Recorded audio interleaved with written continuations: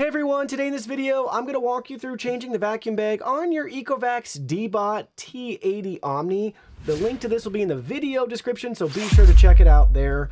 On your station, you'll want to remove the cover, and that'll give you access to the current vacuum bag that you will need to remove to replace with your new vacuum bag. So simply grab it by this handle right here and just pull it up and out of the way. Dispose of your old full vacuum bag.